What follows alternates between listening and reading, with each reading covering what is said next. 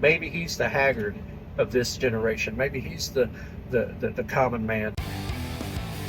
Hey, good morning, everybody. This is Ryan with the Farm2Table Direct Show, coming at you from the cab camp. That's right, back in the cab camp. And we're happy to be here on this beautiful morning, getting ready to have some of this wonderful heat. It's already like 80 degrees, humidity. It's supposed to be like 103, 106 today. Insane, I tell you. And, but it's August and it's in Arkansas. What can I do?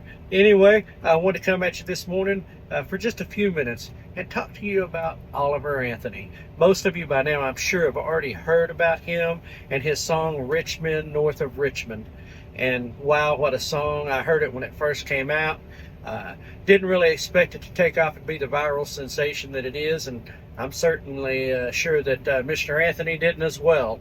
But wow, what a song that captures the spirit of America right now, the heart of America, the frustration that we the people are feeling with inflation, with our government, with those up there that represent us allegedly, and just kind of where things are at, and the struggle of the working man to go out and work all day to make a living and barely scrape by, and so to capture that spirit, and as I listen to that song, now he's from Virginia, and for some of y'all who don't know, he lives off grid, lives in a camper on like a 90-acre farm or something like that, which is, right up our alley with the type of person that he is. He's been a factory worker. He's had struggles in life, and like we all have.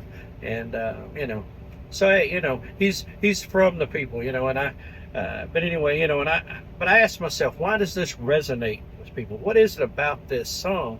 And so I began to dig into the title, Richmond, North of Richmond. Now, we're all familiar with D.C., and we see the news and everything, and, we wonder how some of these people get their money or what they're worth or anything like that. But, I kind of just thought, I'll check into this. You can go out to clerk.house.gov, or you can even do CRS reports at congress.gov, and that'll give you the salaries and the type of money they have to from our taxpayer dollars, okay? And stuff like that. But a base salary for a congressman in the House and is $174,888. All right, it's almost $175,000. That's not counting the perks and the travel expenses and things like that. That's just their base salary. Now, I don't know how y'all feel about things, and some of you may make more money than I do, or vice versa, and I don't really care. We all make what we make. But, I sit here and I think it's like, I work, if I have an 8-hour day, that's a short day. I work 10, 12 hours, sometimes 14 or more hours a day, anywhere from 40 to 80, 70 hours a week, and my wife works a 40-hour-a-week job. And we don't get anywhere near touching $174,000, and I know plenty of other people, most of y'all probably, are included in that category of the fact that we go out and we work. And I'm not going to be bemoaning that. I'm grateful to have a job. But we do stuff, and most of us either work in some form of service industry or producing something or whatever. And, we've got these men up here who really, the only thing they do is sit around and talk, pass laws and oversight and meddle around in things that most of the time ain't what they're supposed to be doing, and really actually produce nothing, really actually accomplish nothing besides infringing on more of our rights and taking away more of our freedoms. So I can understand the frustration, because I certainly have it, the frustration that these men like Mr. Anthony feel, because I feel that frustration, because I know that, serving as a senator or a congressman or a justice or a president or whatever, those were not careers. Those were not career ambition goals. Those were service. That's how this country was built. This was a rightful duty, a service to one's country, and yeah, at the time, people who were maybe a little better were the ones who could afford to do it because of the travel expense required and to be able to be away from their homes for a few weeks. And listen, they did all of their stuff they had to do in a few weeks. These guys are up there all year long, taking away more and more and more of our liberties, where our original founders were there to try to preserve and protect the independence and freedom of the country. But you look at that, and their expenses start for their salary, their travel and everything. They get like almost between $1.7 and $2 million a year allowance. That's just for all kinds of stuff. And it's crazy. Okay. And like I said, you can go to those places to get that stuff. But I want to look at some of the net worth of the rich men in Richmond. Mitch McConnell, net worth estimated $35 million. Now, he was elected for the first time in 1984, began serving in 1985. Okay. In 2007, his net worth was about $3 million. Now, how does somebody who's only making $175,000 a year and wasn't making that in 1985 amass several $1 million? That could be through investments or anything, but I mean, it makes you question. Well, I know that they inherited several $1 million from his wife's family and stuff. Okay, you got a family inheritance, you married up, whatever the case is. But either way, he's worth $35 million. All right? Now, let's look at his counterpart, Chuck Schumer. His net worth is estimated at $69 million on a $174,000 a year salary. He's got a monthly income of $400,000 a month. And he's got businesses, he's got investments and things of that nature. He paid $600,000 in taxes. That's insane, right? 9 cars, and some of them are worth $500,000 cars. Houses. Step over to the House for a second. Now, this guy, Darrell Issa, he's a Republican from he's from California. All right. Now, he's an investor, businessman, whatever. He had wealth before he ever stepped into the House. But the dude's worth $460 million. You hear that? $460 million. He's almost, So, I mean, okay, no big deal. But then you got another guy who's on the bottom of that. He's the poorest. His worth is negative $17.5 million. Now, give you a little heads up. This guy has a dairy farm. He has other stuff. So his overhead, his loans, his expenses, things like that are really high. And so it reflects negative. The dude's actually doing okay. All right. So you get some of that. All right. Let's look at this. Speaker of the House, salary of $235,000. Minority leader in the House, $193,400. Supreme Court, the chief is $298,500 a year, and associate justice, $285,000. The president, $400,000 a year salary, and that's not counting the travel grant. That's just a salary. Vice president, $235,100. Right? That's the same as the Speaker of the House, by the way.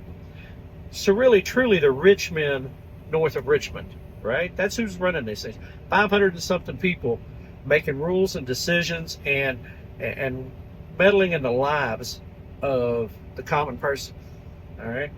Now, this is just a look at the elected officials.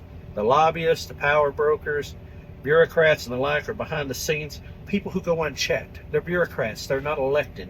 They go unchecked. They do what they do. Right? Fauci, when he was there, was making more than the president. He was the highest paid bureaucrat, public servant, whatever you want to call him. And he was unelected. And as you've seen what it took to get rid of the guy, I mean, he was almost untouchable. Anthony, he discusses them and how they want to, these wealthy men, and how they want to know what you're doing, when you're doing it, who you're doing it with, and they want to control your life. All right. George Soros, Bill Gates, Klaus Schwab, and the like kind of comes to my mind. All right. Corruption and pay to play are front page. The Biden family, Clintons, etc. Those type of people. I mean, that's the game, right? You got enough money, you can play and you can control things. But he also hits the welfare crowd. Okay. Now listen, those folks out there that need assistance, or trying to get a leg up, or they've got a genuine disability, or they've got something where they can't work. Hey, I understand taking care of them. Okay. But what did he say? 5'3", 300 pounds. We shouldn't be paying for your fudge rounds or something like that, right? I mean, which I about fell out of my chair and hit the floor when he said that. I could not believe he said that. But hey, he went there and he summed up how a lot of us feel about those people, right? That are out there milking it. They're just milking the system, all right? And some of them, that's all they know, second, third generation.